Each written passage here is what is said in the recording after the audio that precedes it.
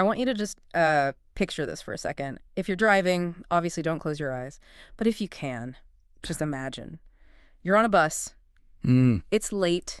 Maybe 9:30, 10 o'clock at night. It's been a long week. You're just wiped. You've got that kind of heavy, blurred vision thing going on. The commuter glaze. The commuter glaze, exactly. The streetlights outside are just streaking by like these neon ribbons. You've probably got headphones in, right? Listening to a podcast, maybe some music, just trying to decompress. You're in the bubble. You are in your own personal bubble. And it's safe in there. It's quiet. You're just completely checked out. But then the atmosphere on the bus, it shifts. You know that feeling? Oh, yeah. It's almost like a change in the air pressure. It is. The bus stops, the doors hiss open, people shuffle on, and suddenly a voice just cuts right through your headphones. And it's not a laugh, it's not part of a conversation, it's a bark. It's sharp, it's aggressive. And immediately, your entire biology it changes. Your ancient reptilian brain wakes right up. Right. And you look up, you're trying to be subtle, kind of peering over the top of the seat in front of you. And maybe 10 feet away in the aisle, the dynamic is it's unmistakable. You don't need context. You can feel it. You feel it. There's a person sitting, and they look small, hunched over. And there's someone else standing over them, just looming. And maybe they're shouting insults. Maybe they're blocking the exit. The point is, it's loud, it's nasty, and it feels volatile. It's a visceral moment. Your heart rate doesn't just go up, it spikes. Your stomach just drops. That cold plunge sensation. It's fear, absolutely. But it's also confusion. You're thinking, is this a domestic dispute? Yeah. Do they know each other? Is this a mugging? Is the guy drunk? You just don't have the script for this scene. You're scrambling for a file that doesn't exist. Exactly. And so almost instinctively, you do the thing that we all do, the thing that feels like the smartest move in the world in that split second. Look around. You scan the rest of the bus. You're hunting for data. Specifically, you're looking for social data. You're looking for permission to react. Or, on the flip side, permission to ignore it. And what do you see? You see the backs of heads. You see a guy across the aisle staring at his phone with this, incredible intensity. You know he's just scrolling Instagram to avoid making eye contact. Right. Suddenly, his feed is the most important document in the world. Totally. You see a woman staring out the window into the darkness, completely rigid. No one is moving. No one is standing up and saying, "Hey, knock it off." It's just dead silent, except for the yelling. And that silence is so heavy, it actually presses down on you. So you freeze too. Of course you do. You shrink back into your seat, maybe even turn your music up a little louder to drown it out. You think, well, if nobody else is panicked, maybe I'm overreacting. The smoke-filled room effect, we'll get into that. The bus hits the next stop. The aggressor shoves past and gets off. Or maybe the victim just sprints out the doors close, the bus moves on, the moment's over. But then comes the ride home. The aftermath. The replay loop in your head. That gnawing feeling right in your gut. You're walking to your front door, and you can't shake it. You start asking yourself, I saw that happen. Why didn't I do anything? I'm a good person. I think of myself as a brave person. Why did I just sit there? And then, almost immediately, a defense attorney shows up in your brain. And it's a very persuasive one. A very persuasive one. You didn't start it. You didn't yell. You didn't hurt anyone. You were just a passenger on a bus. You did nothing wrong. I didn't do anything. I just didn't do anything. And that right there is the tension we're going to live in today. It's that oscillation between the guilt of inaction and, the comfort of neutrality. Yeah. Did I commit a moral error, or was I just an observer? That is the core conflict. And it's not just about a bus ride, is it? It's about bullying you see at school. It's harassment in the workplace. It's seeing something sketchy happening on the street. It's the fundamental question of the bystander. Welcome to the deep dive. Today, we are not talking about the villains. We aren't here to analyze the aggressors, the bullies, or the criminals. We are talking about us, the crowd, the witnesses, the people who watch. We are going to explore the moral responsibility of the bystander. We're basing this deep dive on a really fascinating stack of philosophical and psychological analysis, leaning pretty heavily on the source text, Bystanders Metin. And we have a mission today. What's the mission? We're going to try to answer that deeply uncomfortable question. Are we morally responsible when we fail to intervene?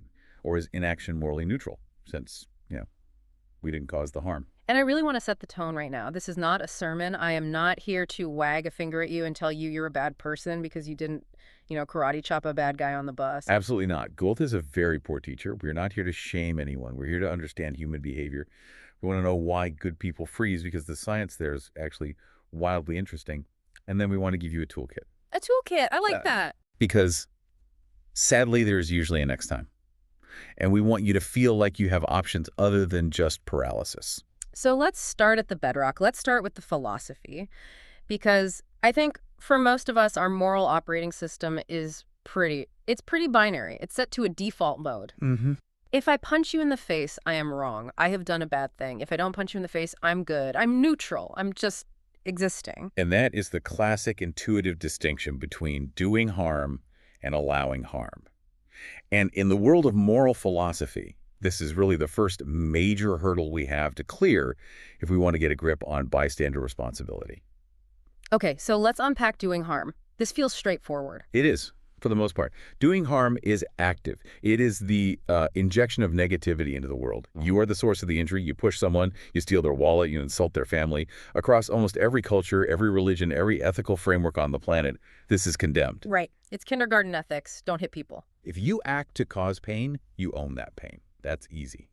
But allowing harm, well, that's the murky water. Yes, the gray zone. Totally. Allowing harm means you are not the source of the injury. You didn't start the fire. But you're in a position where you could put it out, or at least you could call the fire department, and you don't. You're the gatekeeper who just steps aside and lets the harm pass right through. So the philosophical question is standing aside the same as causing the harm? Is it morally equivalent? Yeah. Or is it something else entirely? That's the big question. And the source material we're looking at uses a really powerful analogy to get at this. It's called the river analogy. I love this because it strips away all the modern complexity, the buses, the phones, all of it, and just looks at the raw logic. An intuition check. It's a perfect intuition check. So let's just visualize this. Scenario A. You're walking by a river on a beautiful sunny day. Birds are singing. It's lovely. You see a stranger standing on the bank just looking at the water. You walk up to them. You place your hands on their back and you shove them in hard. They can't swim. They drown. Okay, so I'm a murderer. I am the villain of the story. There's zero ambiguity there. I caused the death. My fault. Correct. 100% your fault. Now, let's look at scenario B.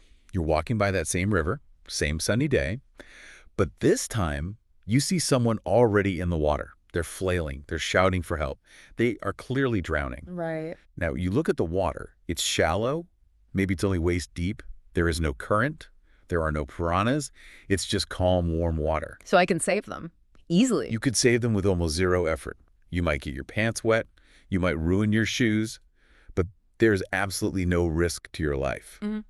However, you look at them and you think, well, I didn't push them in. Yeah. I don't know this person. And you know what? These are really nice Italian leather shoes. Oh, no. But you keep walking. You whistle a little tune and you just walk away and they drown. Wow. Yeah. I mean, when you lay it out like that, it feels monstrous. It feels just evil. It does, doesn't it?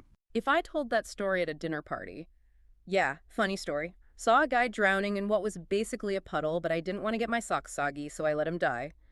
People wouldn't just think I was rude. They would think I was a sociopath. They would probably ask me to leave. Exactly. And that visceral reaction, that feeling of disgust you get just hearing that story, that tells us something absolutely crucial about our moral compass. The bystander question isn't really about whether inaction is neutral. We intuitively know it is not neutral. Right. In that river scenario, inaction feels almost as bad as the murder in the first scenario. It gets disturbingly close. So the idea that I didn't do it, so I'm innocent, creates this false sense of security. So the real question isn't, am I responsible, is where is the line? Precisely. Because clearly, if the river was a raging torrent with Class 5 rapids and, I don't know, sharks with lasers, and you couldn't swim, no one would blame you for not jumping in. Right. Suicide is not a moral requirement. Exactly. So this brings us to this really useful concept that we find in the source material. They call it the principle of minimal duty. Minimal duty. I like the sound of that. It sounds achievable. It's not, a maximum heroism. It's very achievable. And the principle essentially states this. If you can prevent serious harm to another person at small risk or cost to yourself, you have a moral obligation to do it. Okay, let's stress test that a little. Small risk or cost. We are not talking about taking a bullet for a stranger. No. We're talking about the absolute low-hanging fruit of morality. Let's bring it back to the real world. If you see a car accident, Calling 911 costs you nothing. Yeah. It takes 30 seconds of your time. It costs $0. There's zero physical risk to you. That falls under minimal duty. Clearly. Or in a social setting. Say you're at a party. You see someone getting cornered and they look really uncomfortable. The person talking to them is being aggressive or creepy. You've all seen that. The cost to you to just walk over and say, hey, Sarah, can you help me in the kitchen for a sec, is tiny. It's just a tiny moment of social friction. It's nothing. Right. Or just checking on someone who's crying on a park bench. Are you okay? Costs you nothing but a little bit of breath. And the argument is that in these specific cases, high harm, low cost, you cannot claim neutrality. You are not an extra in the movie of life. You're a character with a choice. And if you choose to walk away, you are failing a basic moral duty. That is a heavy realization because we love to say, mind your own business. It's so deeply ingrained in our culture, especially in big cities. Keep your head down. Don't make eye contact. Mind your own business. But what you're saying is that sometimes minding your own business is actually a moral vice. It's a failure. It can be. It's often a comfortable lie we tell ourselves to avoid awkwardness or a tiny bit of effort. But think about the river analogy again. If you were the one drowning in the shallow water, would you want the person walking by to mind their own business? No, of course not. I'd want them to grab my hand. Exactly. We have to universalize it. You have to be willing to live in the world your inaction creates. Okay, so philosophically, the map is pretty clear. If it's easy and safe, we have a duty to help. But, and this is the massive, enormous but that hangs over this entire conversation, we don't. So often, we just don't. That's the reality. I mean, history is full of examples, big and small. That bus scenario happens every single day. So why? If the duty is so clear in these thought experiments, and most of us aren't sociopaths who value our shoes over a human life, why do good, normal, empathetic people freeze up? This is where we have to pivot from the clean world of philosophy to the messy world of psychology.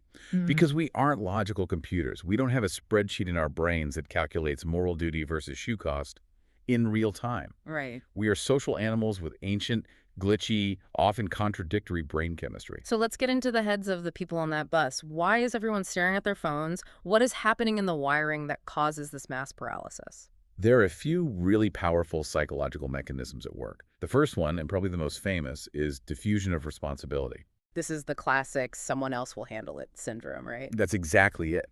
Think of responsibility like a pie. If you're the only person standing there when someone collapses on the sidewalk, you have the whole pie.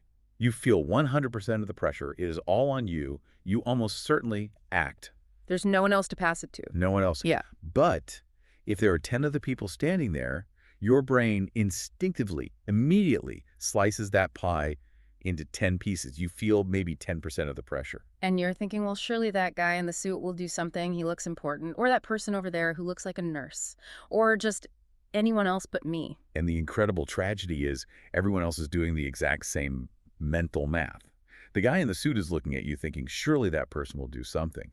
So you have a bus full of people, each waiting for a hero to emerge, not realizing that everyone is waiting, and so no one moves. It's a paralysis by numbers. The more people there are, the less likely anyone is to help. It is. And it's compounded by the second factor, which I find even more fascinating. It's a concept called pluralistic ignorance. That sounds like a mouthful. Break that down for us. It's basically a collective hallucination. It's when everyone in a group privately rejects a norm, but they go along with it because they incorrectly assume that everyone else accepts it. It's reading the room completely wrong. Okay, give me an example. Okay, so there's a famous experiment. They put people in a room to fill out a survey. Then, after a few minutes, they started pumping smoke into the room through a vent. Okay, smoke usually means fire, time to panic. You'd think. When a person was alone in the room, they got up and left within seconds to report the smoke. But then they tried it with a group. They put one real subject in with 3 actors. The actors were told to just ignore the smoke. Just keep filling out the survey like nothing was happening. So the real person is seeing smoke billowing into the room, but they're also seeing 3 other people acting like it's a spa day. Exactly. And do you know what happened? The vast majority of the real subjects, they didn't leave. They sat there, they coughed, they waved the smoke away from their faces, but they stayed in their seats. That's wild. That's terrifying. It is, because they looked at the others and thought, well, they aren't scared. If this was a real fire, they'd be running. Since they are calm, I must be wrong. It must be steam. It must be part of the test. I don't want to be the only one who panics. We trust the social cue more than our own eyes, more than our own lungs telling us we're breathing in smoke. We do. We are herd animals. If the herd is grazing, we graze. If the herd starts to run, we run. On that bus, you look around at all the blank faces. You interpret their silence as evidence that everything is fine. But in reality, inside their heads, they're all screaming just like you are. They're just trying to look cool. So we're all bluffing each other into a state of total collective inaction. Precisely. And then on top of those two massive social forces, you layer on the personal fears. And the fear of embarrassment is huge. It sounds so silly when you say it out loud. I didn't stop a potential mugging because I didn't want to look awkward, but it's real? It's incredibly real. We're terrified of misreading a situation. What if you stand up and you yell, "Stop," and it turns out they're just two actors rehearsing lines for a play, or two friends who are just playing a rough game? You'd look like a fool. You'd be the crazy person on the bus for the rest of the ride. And our brains are wired to avoid that social death at almost any cost. We'd rather risk someone else getting hurt than risk our own social status. Wow. And then, of course, there's the very legitimate, very primal fear. Fear of retaliation. What if he has a knife? What if he turns on me? That isn't social awkwardness. That's your survival instinct kicking in. That's your amygdala, the ancient fear center of the brain. Yeah. Just lighting up like a Christmas tree. It dumps adrenaline and cortisol into your system. It's screaming, danger! And its primary command is freeze. Do not draw attention to yourself. Be small. Be invisible. And that can lead to the actual physical freeze response. It's not just a choice to not act. It's a physiological lockup. Yes. For some people, it's not a decision. They literally can't make their legs move or their voice work. The signal from the brain to the body is jammed by the fear response. So we have this massive tension. Philosophy sits on one shoulder and says, you have a duty to help. It's low cost.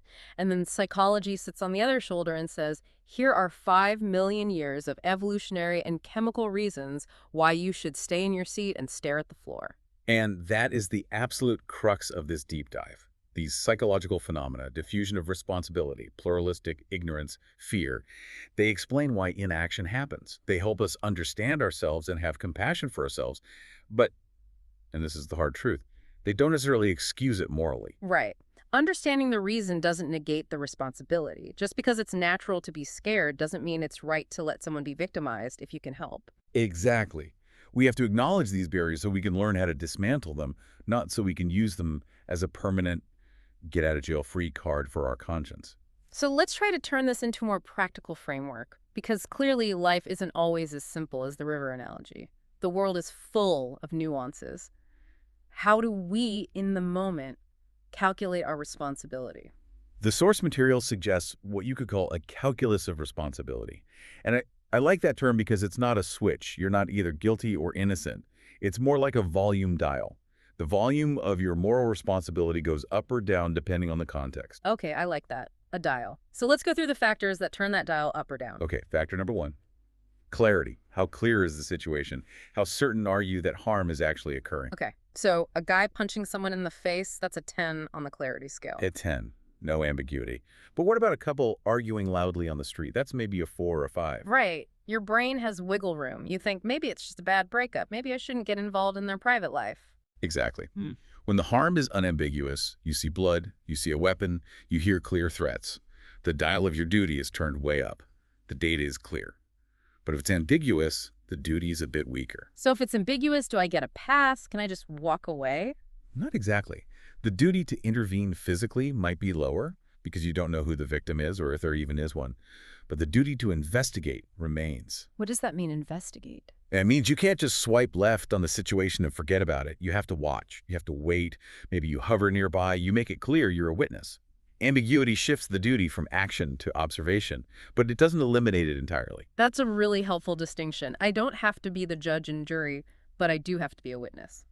Okay. Factor number 2. Seriousness of harm. What are the stakes? Right. The difference between rudeness and real danger. Exactly. If someone cuts in line at the grocery store, that's rude. The harm is trivial. If you don't speak up, maybe you're passive, but you aren't immoral. The stakes are low. But if someone is being physically attacked or spouting hateful, racist abuse. Now, the stakes are life and death or severe emotional trauma. The higher the potential harm, the louder that moral siren should be screaming in your head. It turns the responsibility dial way up. I've got it. Factor number 3. Risk and cost to the bystander. We touched on this with the river, but let's be really specific. This is the self-preservation clause. Right. Ethics does not demand that you be a martyr. No. If intervening means you are likely to be stabbed or shot or severely beaten, your duty to physically intervene drops to almost zero. The cost is too high. So if I see a weapon, I am not morally required to go all Jackie Chan on the guy. No, of course not. That would be reckless and foolish. But, and this is the key thing, your duty doesn't vanish. It just shifts forms. You can't jump into the fight, but you must call 911. You must alert other people. You must try to get a description of the attacker to help the investigation later. So high risk excuses you from the direct fight, but not from the overall problem. Exactly. That's empowering, actually. It means helping doesn't always mean fighting. There are other ways to contribute. Okay, factor 4. Power and role. This is sort of the uniform factor. What is your position in this situation? So a teacher in a schoolyard has more responsibility than just another student. Way more.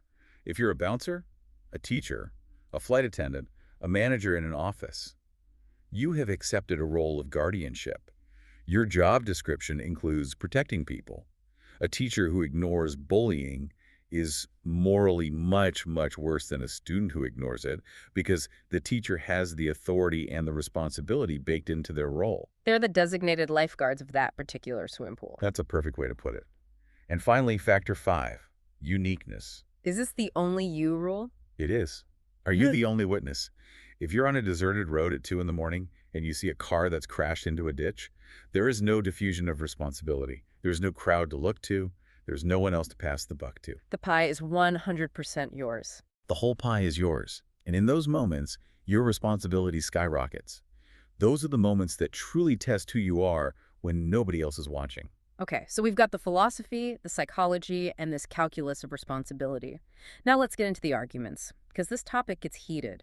You have the blame the bystander crowd on one side and the leave the bystander alone crowd on the other. Let's play this out like a court case. All right, let's hear from the prosecution first. The case of bystander responsibility. Okay, prosecutor, make your case.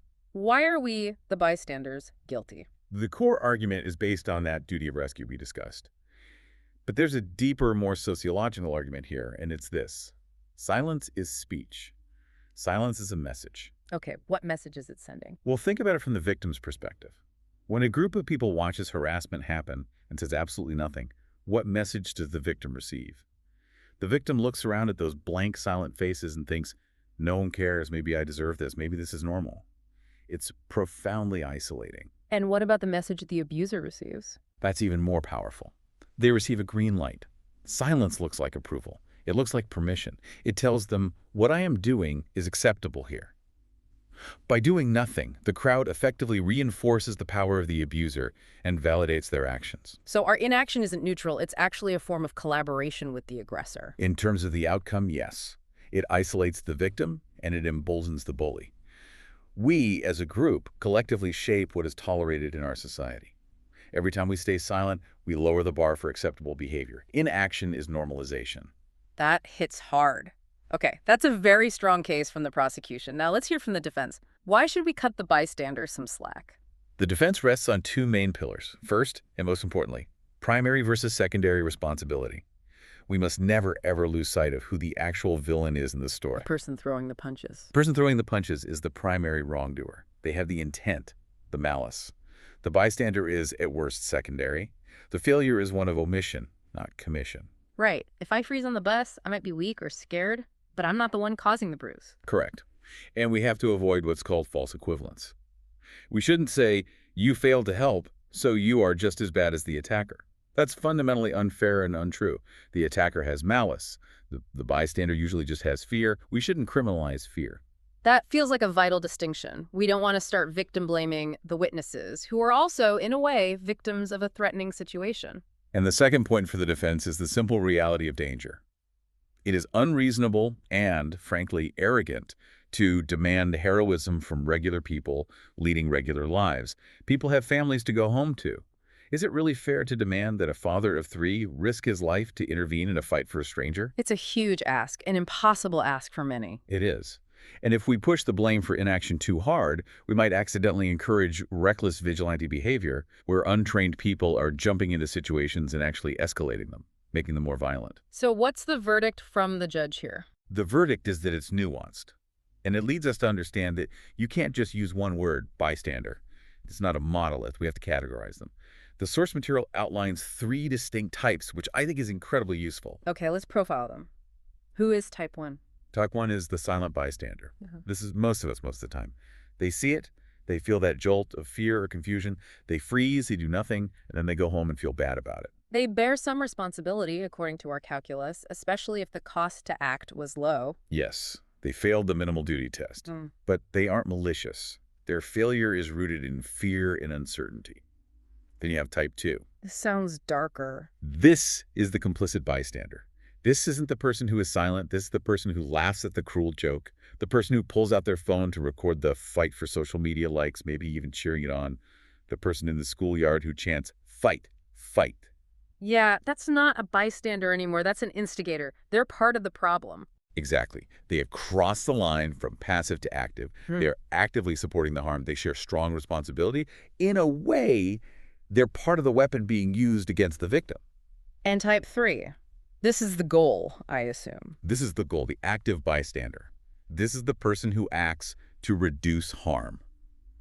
And I want you to notice I said reduce harm, not save the day. But they don't have to be Superman flying in with a cape. No. Yeah. They just have to be the person who breaks the spell of silence. They're the ones who cough in the smoke-filled room. They're the ones who look at the person drowning in shallow water and say, okay, I'm getting my shoes wet. I think we all want to be type 3. We all imagine ourselves as the hero of our own story.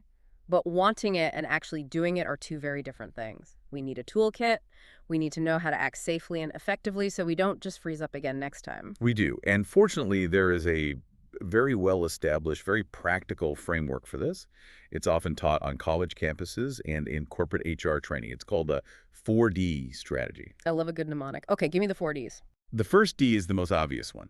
It's direct. Direct intervention. Just jump in. This is speaking up. Hey, leave him alone. That's not okay. Stop touching her. It is direct confrontation, but, and this is a massive warning label here, only use direct intervention if you are very, very sure it is safe to do so. Right. Because if the situation is already volatile, a direct confrontation can just pour gasoline on the fire. It forces the aggressor into a corner where they either have to back down and lose face or double down and attack you. Exactly. It creates a win-lose dynamic. So unless you have clear authority, like a manager or significant physical presence, or you're in a group, direct might not be the best first move.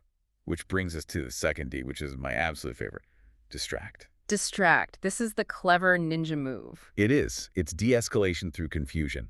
The goal isn't to fight the aggressor. It's to break their focus and derail the entire situation without a confrontation.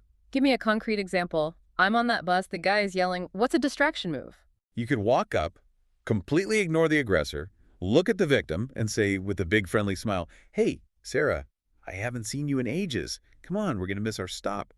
You just create a new reality. Or you could look at the aggressor and ask a really boring, mundane question. Perfect. Ask them for the time. Ask them if this bus goes to 5th Street. You just completely change the channel in their brain. The aggressor has to stop being the angry guy for a second and process this new, boring question. It interrupts the adrenaline flow. It gives the victim a window to move or breathe or exit the situation. I love the spilled coffee move, too. You accidentally trip and spill a drink everywhere. Whoops, oh no, I am so clumsy, I spilled my latte everywhere. Suddenly everyone is looking at the mess, not the fight. It's a perfect, chaotic, neutral event. It's low risk to you because you aren't challenging the bully. You're just being an annoying or clumsy fellow passenger. It's brilliant. Okay, so that's distract. What's the third D? Delegate. This is the move for when you feel powerless or you assess that it's too dangerous to get involved yourself. You find someone who isn't powerless. Right. You scan the environment. Is there a security guard? A teacher? The bus driver? A police officer down the street? You go get them. You bring authority to the situation. But even if there isn't an obvious authority figure, you can delegate to the crowd. How do you do that? The crowd is frozen. You break the spell of the diffusion of responsibility by being specific. You don't just shout, "Somebody call 911." You point. You look at one person and say, You in the red jacket, call 911 right now. Ah, you give them a job. You give them a specific, direct task. You turn them from a passive audience member into a member of your team. You say, you in the blue hat, come stand here with me. When you give someone a specific command, they almost always do it. You snap them out of the trance. And finally, the fourth D, delay. This one is so crucial because it's the safety net. Sometimes, despite all our best intentions and knowledge, we freeze. The moment happens, the bus doors close, the bad thing happened. You failed to stop it. And you feel terrible. You feel like a failure. Right. But delay means your opportunity to help is not over. You act after the event. You check in on the person who was harmed. So you go over to the victim. Yes. You walk over and you say, I saw what happened. Are you okay? That was really not okay. Do you need me to sit with you until you're stopped? Do you need me to be a witness if you want to report it? That is so powerful because even if you couldn't stop the initial physical or verbal harm, you can help heal the psychological wound of being alone. Exactly. So much of the trauma from these events comes from the isolation, that feeling that everyone saw it and nobody cared. By checking in afterward, you validate their experience. You tell them, you aren't crazy, that was wrong, and I am on your side. You change the narrative in their head from the world is a hostile place and no one cares to one person was a jerk but this other person was kind to me. And that can be the difference between a bad day they forget about and a lasting trauma they carry for years. So direct, distract, delegate, delay. That's the toolkit. It gives you options. But for any of this to work on a larger scale, we need more than just individual tools. We need a cultural shift, don't we? We absolutely do. We need to normalize intervention. We need to teach our kids and ourselves that the phrase mind your own business has a limit. And that limit is when someone is being hurt. We need to reframe the fear of embarrassment. Yes, we have to decide as a society that it is better to look a little silly, better to accidentally interrupt a pair of actors or ask a dumb question than it is to stand by while someone is harmed. I would much rather be the guy who awkwardly asked if everything was okay and was told to go away than be the guy who watched a tragedy unfold and did nothing. Absolutely. One is a moment of awkwardness, the other is a lifetime of regret. And we also need to support the interveners. If you see someone else trying to distract or be direct, don't just stand there and watch them do it alone. Back them up. It's so important. Stand next to them. Not in agreement. Just your physical presence next to them changes everything. If one person speaks up, they're a target. If two people speak up, they're a coalition. It changes the power dynamic instantly. So let's bring this all home. After going through the philosophy, the psychology, the calculus, the arguments, what is the final verdict on the bystander?